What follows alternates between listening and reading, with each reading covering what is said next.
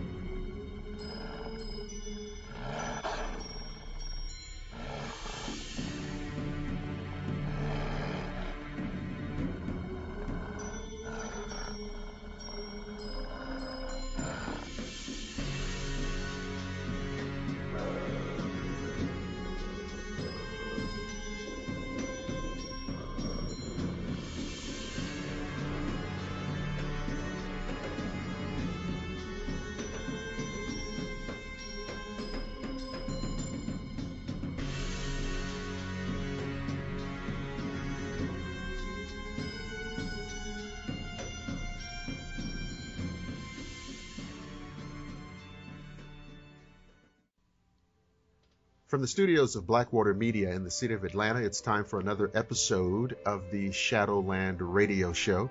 I'm, of course, your host, Dr. William Lester, and I want to thank each and every one of you for joining the program. I'd like to begin the show by kind of thanking everybody. We've got a lot of new subscribers recently in the last few weeks, so I want to definitely thank all of you people who have come to the Blackwater Media YouTube channel and subscribe to all of the different programs. So let me just, kind of promo that. We have obviously the Shadowland Radio Show, which we're doing tonight.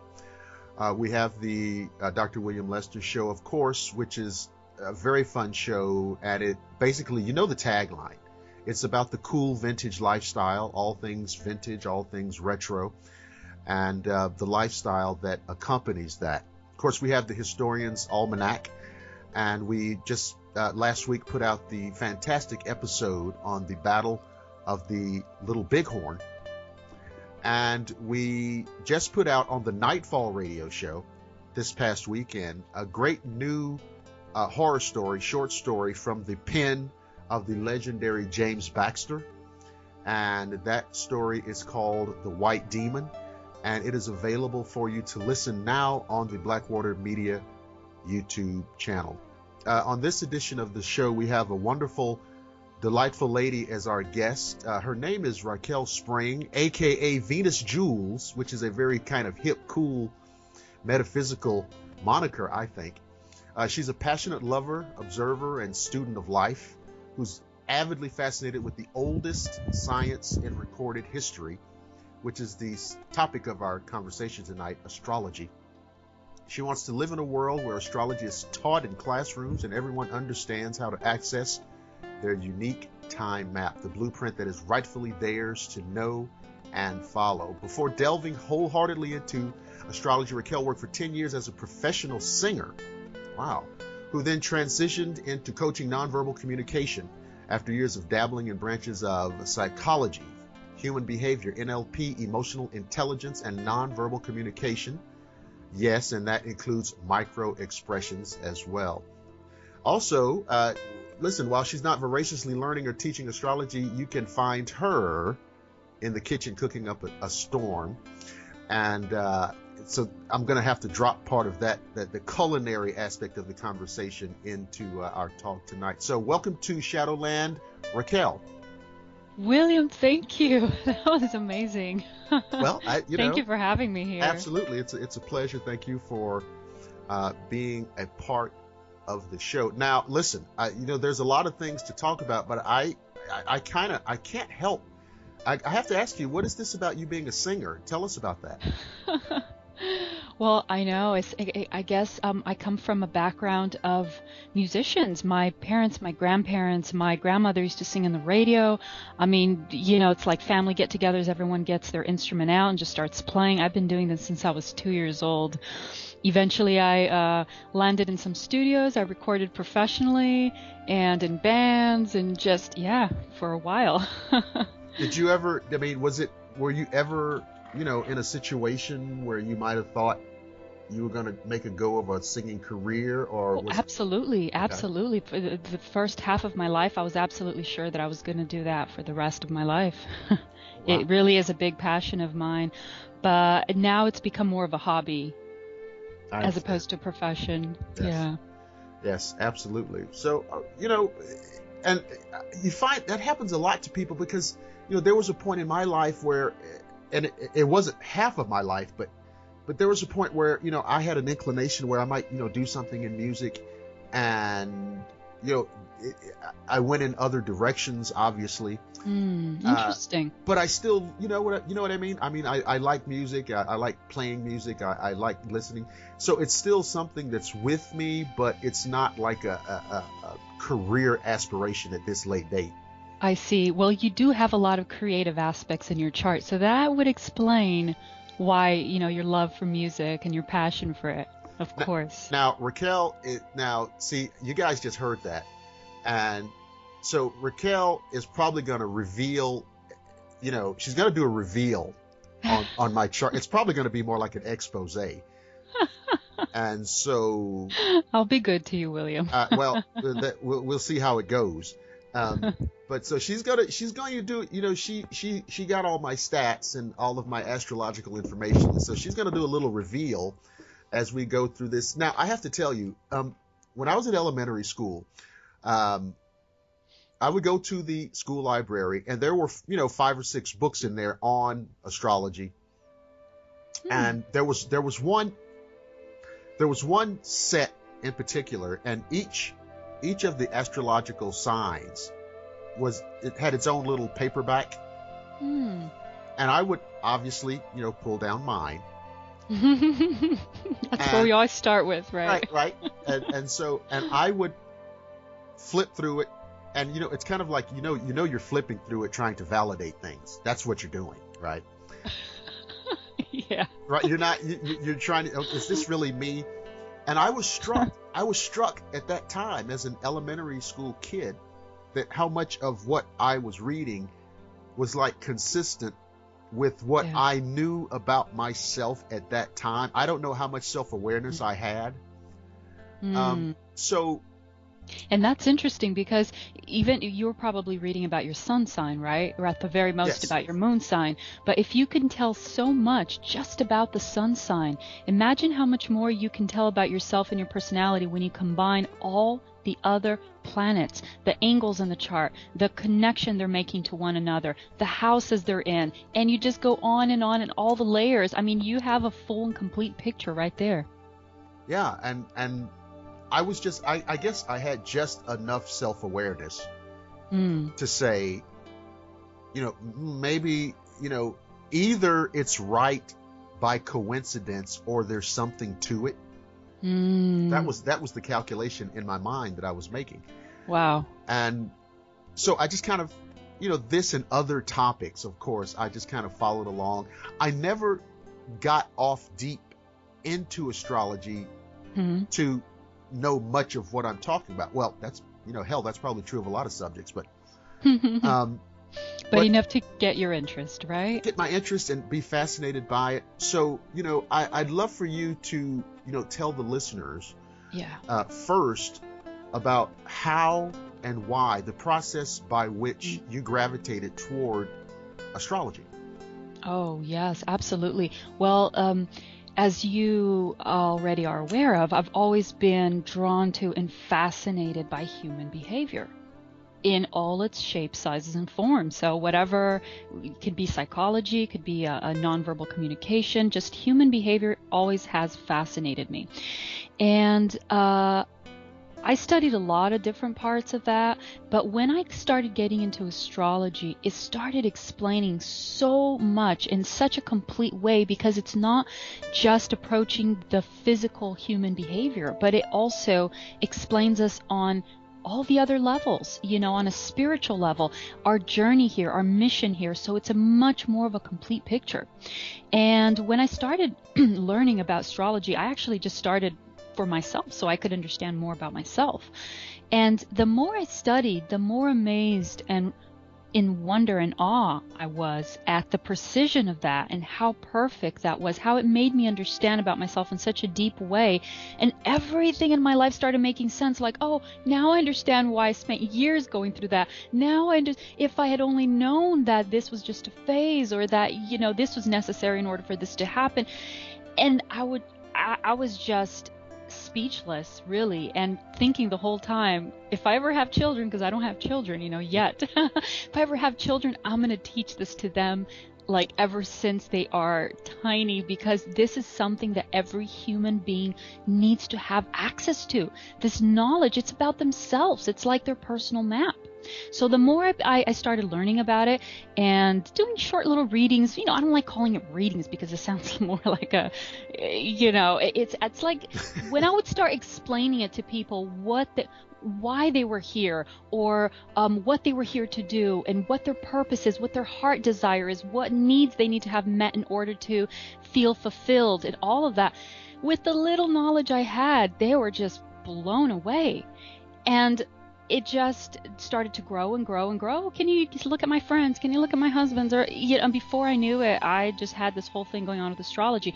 But really, my passion comes from helping people understand. I don't want to be the one telling them what's happening. I want them to learn how to go and find that for themselves. And and I'll tell you what also too, and this is I was so glad that you were coming on, because like I have people who ask me questions, and so here's a chance for you can clear this up. Yes. On for me, because here's what people ask. What's the difference? An astrologer is not a psychic. No. Okay, and no. That, I know that, but people will ask me these kinds of questions. Yes. So can you please clarify for many Absolutely. of our, listeners who are curious? William, I am so glad you asked that, because I usually like to start off my interviews by explaining exactly that, because one of the most common things that I hear out there as an astrologer is, I don't believe in astrology, like if it's some sort of a religion. But I want to make this very clear that astrology is not about believing, it's about understanding. And why do I say that? Because astrology, as you read in my bio, is the oldest science in recorded history. So astrology is a science. It has nothing to do with divination. And this is not to discredit the psychics out there at all. That is very important what they do, but it's totally separate, because astrology is an actual science. Astrology and astronomy used to be one and the same for thousands of years, until the people that were in the control and power game decided to separate both and just keep the astronomy and discard astrology. Because if you have both combined, it's such a powerful tool. And so ever since then, there has been a process going on to try to discredit astrology, and successfully so for many years. People throw in astrology in the same category as, you get those little computer generated astrology charts. That's right. A way to discredit astrology right there. Those little weekly horoscopes that you see everywhere. That's a way to discredit astrology. And of course, I don't blame people for saying I don't believe in astrology. I wouldn't either if I was just looking at that. But now we are at a phase in our history and human evolution where we're ready to remember these things. We're ready to take control of our lives. And one of the way to do that is through our personal time map, astrology. There's about 50 things in there that you said that just resonate all over the place. Because I too have been struck with the propensity of people. I don't know if it's always been this way, but I know it's certainly true today. People talking about what they believe, and like they say, I don't believe in astrology. It's just like saying I don't believe in chemistry. Exactly. And it's like there's a manic, chronic crisis of ego going on, Because Yes. people are saying that they don't believe things that are Yes. clear and evident. Yes, I know. And it's dangerous, I think, but go ahead, Well, your yeah, thoughts. we've been dumbed down to only believe, quote unquote, in the things that we can see or perceive with our five senses, and it has served its purpose. I'll recognize that. But now we are kind of stepping that threshold and we're evolving into wiser beings and understanding and remembering these things. And so it's time to make that choice if we want to continue being in a certain place or if we want to expand. And when we do, we look around and we're just amazed at how beautiful life is. There's so many intricacies out there that are just waiting to be uncovered by us. And astrology is one of them. And that's why I say that I dream of the day when astrology will be taught in every classroom, because this is something that we should be taught as small children, so we can understand why we're here, our journey, the cycles of life, the cycles of our journey. Everything is about cycles. And if we learn how to work with them, we live a much more productive and fulfilled life. If we know when to act, when to stop, when to look for love, romance, marriage, we're working in combination with so many other factors outside of ourself, like the stars and nature and the planets. And when we learn how to combine everything and go with the flow, life takes on a whole new meaning. It's actually a very empowering place to be, which is why astrology has been discredited the way it has been. I was about to say, you talked about it being taught in schools, and I just kind of, I love the idea. And Yes. then I remembered, in the America of right now, it's a fight and a struggle to teach mainstream, generally accepted scientific principles in school. I mean, you know what I mean? I mean, it's become a fight to teach biology. Yeah. And that's not really anything that controversial, Well, William, yeah. you know what? Things are getting to such a critical point, especially in, I'm not going to say especially because everywhere, but definitely in the educational system, that it's definitely going to shift sometime soon because it cannot keep going the way it has been. So I do foresee a very hopeful future for us and our children. I hope so. I know. I agree with you. I do hope so. It's just sometimes, when you look at some of the things around you and you start listening, and I something occurred to me as you were talking there, and it has to do with awareness. And it occurred to me, in as much as astrology is a science, just like biology and everything else, chemistry, it just occurred to me, nobody has a problem if you're teaching some kids in school about, say, the theory of gravity. And, a physicist, they actually call it the theory of gravity. But it's interesting. Nobody would challenge the veracity of the gravitational theory. Nobody. There would be no social action to countermand teaching children about gravity. Why? Because it doesn't really have anything to do with our humanity, our awareness of self and kind. Yet if you shift over to another scientific principle, like Darwinism, Charles Darwin's theory of, natural selection. Well, of course, that does have an impact on our awareness and sense of self and kind. Right? It changes. Absolutely. You see what I'm saying? Absolutely. So now there's a Absolutely. problem. Oh God, we can't talk about that. I think astrology's in the same boat. Astrology challenges and it pushes the boundary, it pushes the envelope, and it changes people's perception, people's construct. Absolutely. It's a domino effect. Yeah. And I think it's that old thing about, if we open the door crack, one of these guys might kick it all the way in. And then we'll have to become more esoteric and have to be more introspective. And we can't just fall back on dogma. Well, it's interesting because part of it you were talking about asking questions or not asking questions.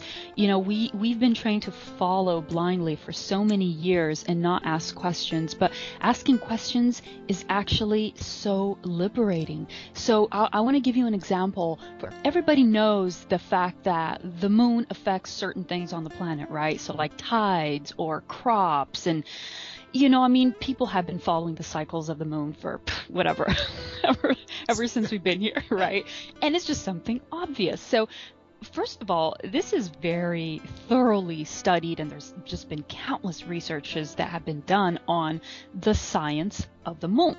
Okay, so, things just like the timing of births, are they increase on the first or the second day after the full moon, which is something a lot of women are already aware of.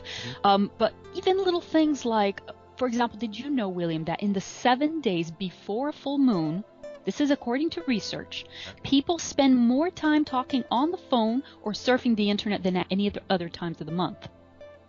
No, I'd never heard that.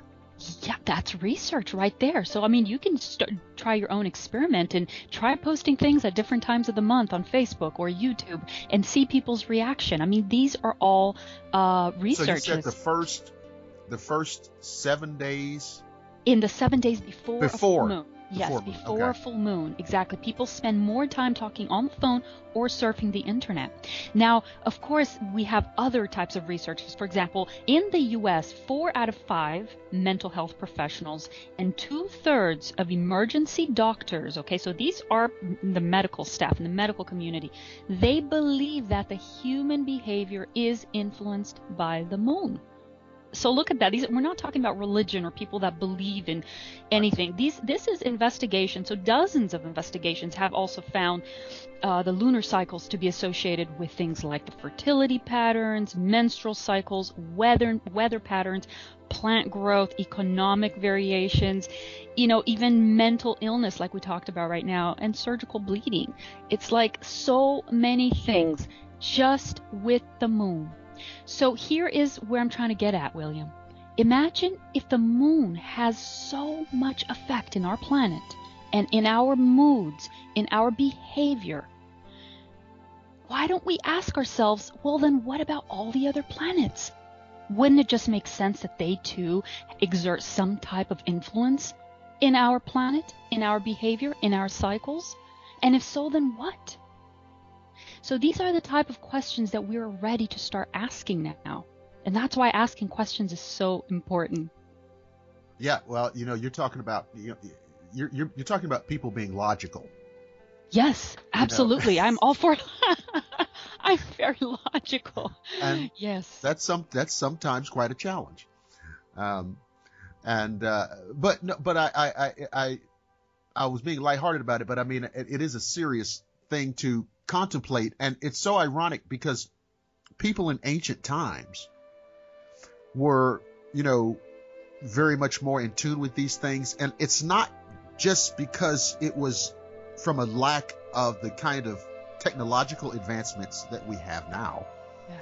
It was just a different sensibility. They had a different worldview, and they were not always Absolutely. right about certain things. I mean, the whole thing, obviously they were not right about the earth is not flat, and the earth is not the center. And I mean, there were certain, nuances that they didn't understand, but that is reasonable, that they had no way to, right?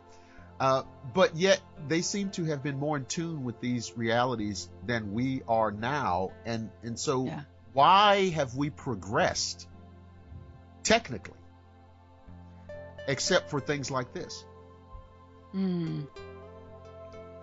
Why is it that we find it so difficult? They use the word New Age, and that word has been overused. It's overused, and it's not true. It's not true. I mean, we started off by saying this is the oldest science in history, in recorded history. Yeah. And so, without astrology, we would not have astronomy. Exactly. Which is fascinating. And when you look at those images, for example, from like the Hubble telescope, I noticed that I get mesmerized. And I don't know that much about the cosmos, but I'm looking at these things and they're showing you galaxies 50,000 light years away. And it's mesmerizing. So I have to imagine that these things are not cut off from us. I don't understand the energies involved, but I think there has to be something to it. So, when we talk about, most of us in the West are familiar with the Western style zodiac. Yes. And so can you give us a thumbnail? You don't have to go, but can you give us like a thumbnail on that and how it might be applicable and make a little bit of sense out of it for us? Yes, absolutely. And before I do, I just want to point out that one of the reasons why I'm such a big fan of astrology, not just for my life, but for anyone who's interested really, is because we can better understand what the cycles are and what is almost like a weather prediction, or, if you're going to go out for a hike, you're not going to plan to do that on a rainy day. You can if you want, but it's just going to be a lot more difficult, right? So if we understand what the cycles are, the seasons are flowing into, we can understand when to make our moves. So like for the past month or so, we've been under a lot of Pisces energy. And Pisces really is about feeling and about processing things and about emotions and dreaming. It's about art. And it's not a very action-oriented sign. And especially with Mercury retrograde, it still has been in its shadow, which means it's still under the influence of Mercury retrograde. And it's actually going to leave on Friday. So until this whole month, actually, people have been feeling very stuck or very, there hasn't been a lot of clarity. But guess what? This is where we come in with the questions. Why? Why isn't there clarity? Could it possibly be, perhaps, just maybe, that I'm not supposed to have clarity right now? I'm just supposed to sit with it and just ponder and feel it and go through it and let these things arise so I can work with it. So understanding that, and we're leaving this Pisces energy, on this new moon, the Friday the 27th, there's going to be a big shift in energy, and there's going to be a lot more forward movement. You guys are already going to feel it each in your own way. But the reason why you can't get it like a general, okay, this is what's going to happen to everybody kind of stuff, is because everybody has what we call houses or areas of their life. So we have all this condensed Pisces energy that is asking us to reflect, reevaluate, and depending on what area of your life it's in your natal chart, that's where you're going to feel it. But if I'm going to personalize this for you, for example, William, you have Pisces in a very extroverted place of your chart, which is your career. It's called the midheaven. So you've been feeling this energy in a different way, most likely, than other people. Your momentum hasn't really slowed down as much as other people's has. So that's why people say, I don't believe in it, because we have these astrologers who are saying, okay, now we're in a phase of, where we're going to calm down and we're not going to take action and all this kind of stuff. And then you have the people who have Pisces in the midheaven, which is their point of creativity and expression, their career. And it might just be activating all those things for them. You understand what I mean? So it has to be something very personal and unique to the person. I'm not a big fan of those, so now you're a Pisces, so all Pisces are going to experience this in the week. You're a Gemini, you're going to experience this it doesn't work like that. It doesn't. Well, that's what happens. That's what happens, though, when you reduce this down to something digestible for pop culture. Okay. Yes. I mean, it's got to be, it's like what that music they used to call bubble gum. Right. And because it's got to be digestible, it's got to be easy, and there can't really be anything. I want to know what's going to happen and then stop talking. And so, all right. So, like we said at the top, you guys, I gave Raquel some of my information about my date of birth and the details of that. And so, and she just dropped a little bit of information right there. And so just take just a few minutes, Raquel, and just do a reveal. And Yeah, I'm going absolutely. to I'd pull the love curtain to. back on me here. So have at it. Absolutely. And I'm going to take this opportunity to combine the last question you asked for me to give like a brief overview of Yes. where do people start. And I'm going to combine it with your chart and an example of what do you look at when you look at a chart. Okay, there are many computer-generated programs that can help you create a chart for yourself. So what do you do? What are the three most important things to look at? The sun, of course, the moon, and the rising, or the ascendant. Okay. And these are the three things that I'm going to talk about in your chart. And the reason why I talk about that, I say that these are the three most important. This is like a starting point. It's where you start when you look at someone's chart. What is the difference between the sun, the moon, and the rising? Here it is. The sun is your inner light. Okay? It's your light. It's your soul. It's who you came here to be. The moon is what you could call your ego. It's your emotions. That part of you that wants to be nurtured, that wants to feel safe, that needs this, that wants that.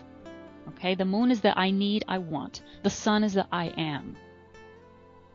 Got that? Got it. And the rising, or the ascendant, is your mask, your personality, the way that other people see you. It is not necessarily the way you are, but it's the traits that come out through you, through the combination of all the planets and all the aspects and everything going on in your chart. What do they result in? They result in you. So the rising is your face to the world, how people see you. Wow. So it's the first impression. The first impression people get of you when they see you is usually the qualities of your rising. So you, William, for example, your rising is Cancer. So when people usually meet you, when people meet you, they usually get this really warm, familiar feeling from you. Because the Cancer is ruled by the moon, and the moon is all about nurturing. You know, they're sweet. They have this instinct to protect and to nurture. And you even mentioned to me that you also like cooking up a storm in the kitchen, right? Mm-hmm.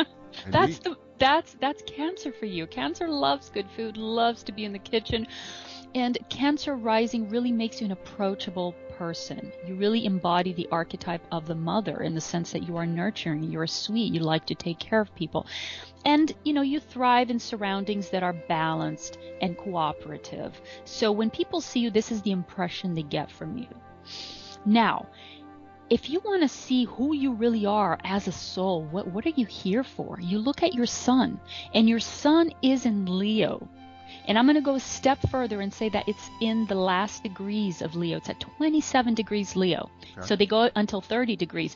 The more, the later the degree, the more, let's say, mature you are in those lessons. So you really came here just to really be that star, that sun, because you've already experienced everything in past lives or in other experiences, and you've learned those things, and this is like your last chance to just come here and do it. And it's in the third house of communication. You got so much going on, William, in the house of communication. You are a master communicator. Wow. And you may feel comfortable being at home and being in the kitchen and all this cozy stuff, but guess what? Your soul is here for you to focus on expressing yourself to the world and being and having a career and bringing your talents and all your communications, bringing it out. This is what your soul, what you chose to do at a soul level. And understanding these things can help us understand where, if we're following that, if we're not, if we're going with the flow, if we're resisting. And finally, the moon, your moon is also in Cancer. Now, when you look at someone's chart, the moon is probably one of the most important things to look at, because you can tell how the person likes to be nurtured. And if you have what it takes, if you're willing to give that to the person, because you can find someone who's really good looking, but if you are not compatible emotionally, then what's the use, right? And with your moon also in Cancer, this just makes you even more of a person that you prize that nurturing quality. You have deep sentiment, a lot of soulfulness. You love art, you love beauty. Moon, it's water, it's feminine, so you have this deep part of you, this soul. You like to connect with others on a soul level. And so knowing this about people helps you understand, whether it's through a business or a relationship or with your children, it helps you understand what that person needs to be emotionally fulfilled, because everyone has different emotional needs. So the moon is a great thing to look at, and you can read up more on the internet and find out what the qualities are for each sign, and that's a good starting point right there. Wow. Okay. Well, I've got to reflect on all of that. That was a handful. Oh my goodness, and there's so much more. Oh. Wow. We've only begun to scratch the surface. I understand. I mean, and it's amazing because there are several things that you dropped in there that I certainly pick up on, and I'm thinking to myself, well, she's right about that. And she's right about that, and you know what I mean, and so there's like a cumulative effect of validation, to where I say, okay, well, yeah, she's got it, and the fun part is when you start combining everything. So okay, we know that your sun is in Leo, your soul is here to shine through communication because it's in the third house. However, in order to successfully do that, you need to have your emotional needs fulfilled, which are what? Moon in Cancer. So what are your emotional needs? And you go through all the list of what are the emotional needs for Moon in Cancer. You need that in your home, in your relationships with others. You need cooperation. The Cancer, they can be sensitive, like they can just go under their shelf. They feel threatened. So knowing this about people, you can learn how to interact with them. But still knowing that if you have that, then your sun can shine and you can get all the qualities that you came here with and be the best version of yourself. Wow. So, ladies and gentlemen, now you heard all that, so I think you all kind of have some homework to do. So what I want to ask you, Raquel, is, when we did when we read your bio at the top of the show, I mean, it's like, all these things, coaching nonverbal communication and, obviously the astrology. Yes. So now let's do this. Now, what is it? I mean, can you kind of run down for the audience, what kind of consultations and services do you actually provide to people at present? At present, I'm working with astrology. I'm focusing on that because just that in itself is a huge a topic right there to focus on. Yeah. And the things in astrology that I offer are natal chart readings, which is the basic blueprint of your life. Okay, it'll show you what you're here to do, what your talents are, what your main challenges are, and everything. It's like your map. And then I offer solar returns, which are a map for 1 year that will show you the potential and the challenges that are coming up for 1 year. It's usually from birthday to birthday. And then the lunar returns are every month. Every month there is a new moon that happens personally for you, not the collective new moon. There's a new moon personally for you, and it's a different day every month. And it sets off a whole new lunar cycle of 28 days of potentials and gifts and challenges and things that are going to come up for you. And so it's those three. Wow. So somebody's going to say, okay, this sounds great. How do I get in touch with Raquel so that, I can consult with her? So how do they find you? How do they track you down? How do they get something set up with you? Well, I'd suggest that the best way right now is really through my Facebook. Okay. I'm finishing up my site, and so on Facebook, I'm there every day, and you can find me under the name of Venus, as in the planet Venus, Jules with a Z. So it's not Jules with an S, it's right. Jules with a Z, Venus Jules, and I'm the only one there with that name. You can definitely find me. I post things almost every day, and my goal really is to help people understand, not just say what's happening, but help them understand. I post videos, articles, and you can also get in touch with me there for consultations. So, yeah, guys, it's Venus Jules, and so it's Jewelz. Exactly. Venus Jules. She's there on Facebook, and of course you'll see her. You'll see her on the Blackwater Media Facebook page, and so there'll be several kind of avenues. Exactly, I'm sorry, I just want to give a suggestion. If you do add me, if one of your listeners add me, if you can please leave me a message saying that it's from your show, because I get hundreds literally of requests every day and I don't really go through them all. Right. And so just let me know that you're coming from your show, William's show, and that way I'll know who you are and I'll add you. That's a great idea. So guys, if you're hearing this and you want to get in contact with Raquel, that's a great little thing to kind of let you jump to the head of the line. Just tell them, hey, I heard you on Shadowland and I want to talk with you about whatever it is, and she will respond to your inquiry. So we're going to finish out the show. Raquel, did we leave something out? Is there anything else you want to say to the listeners or put out there about anything? Well, just want to remind everyone to start asking more questions. Start asking more questions, because it's through the questions that the answers come.